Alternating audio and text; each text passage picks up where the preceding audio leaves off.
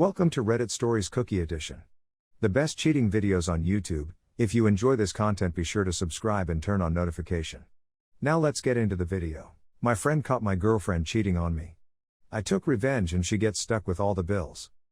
I met my ex when I was in a job training program that we joined. After completing our courses in the program, we moved into a studio apartment and were looking for work. After about 6 months of struggling to find a job, I managed to get a job at a factory. I was also delivering Chinese food for a local restaurant. She couldn't find a job, so I ended up paying and doing everything for her because she also had a medical problem. A year and a half later, I go to my job, and I get a promotion in a different position. I'm working 12-hour shifts in the factory, but it's now a lot more money, and I'm doing better in that means. That's when we get married, and then we end up moving to a bigger place on the other side of town. I ended up quitting the Chinese food job, but my oldest sister, we can call her OS, owned a flooring company and needed my and my best friend's help. We can call him BF. So, I need a normal routine after getting paid from the factory to get my check cashed, get the groceries to pay what bills needed to be paid, and then drive back to the house and then wait for my friend to call me, so we can hang out for a little bit before I went to sleep and did it all again. Sometimes BF would stay at my house when we had to go to work, and he would leave stuff there once in a while and have to come back for it. That comes into play in a minute. One morning, another friend of mine calls me after I run all my errands and tells me BF is going to meet up with me at his house. He's got something important to say to me, we can call him AF. So, I drive over to his house, and I'm waiting for BF to show up. AF says he has something really important to tell me and won't tell me what it is. BF finally shows up and tells me to come outside and get in the van. I asked him what is it he has to tell me, but he won't tell me until I get in the van. So, I get in, and I hear the door lock, so I look over, and casually with my finger, he never even noticed, I flip the lock back open. BF turns around and says, I went to your house last night to get my phone charger and saw a shadow run across the blinds in your living towards your bedroom. Me, what? BF, I'm not kidding, dude. I saw a dude in your house. He was in his boxers standing in your bedroom. X answered the door on her knees when I came over, and I saw this dude's clothes on the floor next to the couch. My mind just filled with rage. I grabbed the door handle and opened it up. He couldn't believe that the door wasn't locked. I jumped out, jumped in my car, I rolled down my window and said, you might want to follow me.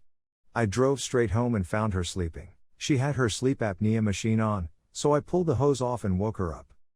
Me, this is one of those times you well better be telling me the truth. Who the heck was here last night? X, just a friend of mine. Me, a man?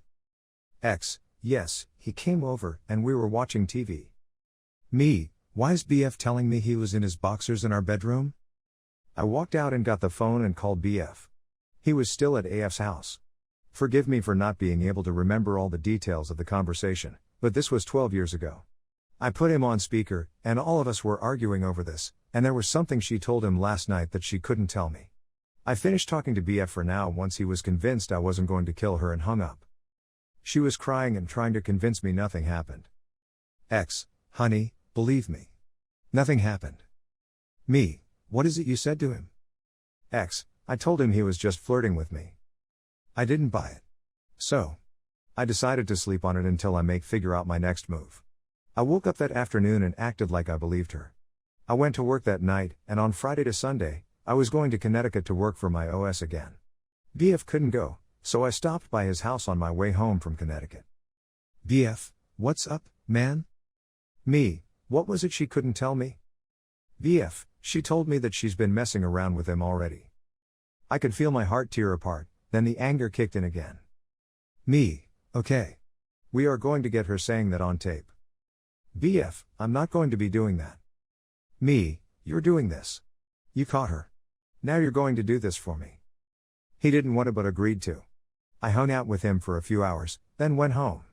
When I got there, the entire house was clean, and some of the furniture was moved around. She had never done anything like this before, so I could tell she was trying to get me to believe she was innocent. I acted like I was happy about it but didn't really care. The next day, we went to BF's house. We hung out for an hour, in which time while she was in the other room. BF told me he had an old cell phone he could get the recording with. I told her I had to run to the store to get some drinks. I drove to the store, and he got her talking about it. After about 10 minutes, I came back. He was in the kitchen holding the phone. I took it to the bathroom and listened to the recording. A lot of the recording was hard to make out, but close to the end of the recording, I heard this. BF, but you told me you messed around with him. X, I was going to. That was all I needed to hear. Vengeance was going to be mine. Here comes the revenge. This was when I called my OS and then my middle sister, MS. I let them know what was going on. OS had already been through a divorce before and began looking up the process to get one. I told my boss at the factory what was happening and let them know that I may have to take a few days to get things done. He understood because many people who work nights end up going through this. OS and I meet up outside of Boston to go to the courthouse in Cambridge to file. I explained to the clerk I want any other paperwork to be sent to OS's house, so OS knows nothing about it. They didn't have any problem with that and told me she should be getting served the papers in a month. I then convinced her to sign the title of the car over to my OS, so we could save some money on insurance. I paid for the car, the insurance, and everything else for it, so that car is mine. She was reluctant at first, but I convinced her it would be better for us. I also started treating her like garbage. She would try to talk to me, and I'd act like what she said didn't matter. I woke her up one morning by taking the hose off her machine and farting in it. We were still being intimate, but I treated her like she deserved. She still had no idea what was going to happen next. My OS got the title of the car re-registered in New Hampshire under her name and had the plates ready. BF and I were working for her in the morning on Saturday and had everything plotted out. I spent the rest of the day at BF's house until about 10 o'clock, then went home. I told her we should get to sleep because both OS and MS were coming to visit at 9 a.m. The next morning, I woke up and nudged her to wake up. I got up and took a shower. I brushed my teeth and got dressed. I walked out of the bathroom and into the bedroom. She was still sitting in bed. X, why are OS and MS coming over so early? Me, oh, they're coming to help me. At that time, I started pulling all my clothes out of the closet and putting them in bins and suitcases. X, what are you doing? Me, what does it look like? I'm leaving you. X, what? Why? Me, here's why. I reach in my jacket pocket and pull out the old cell phone and play back the recording for her. She hears the conversation and is shocked. X, what was that? Me, you know very well what that was.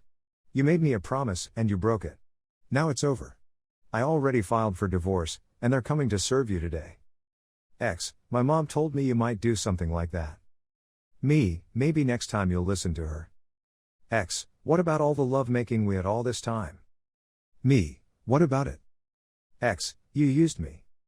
Me, oh, just like you did me for the last 4 years. She gets up and grabs the house phone and calls her mother.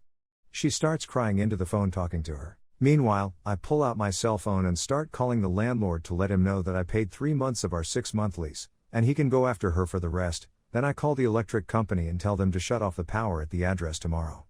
The cable, gas, and auto insurance were all in her name.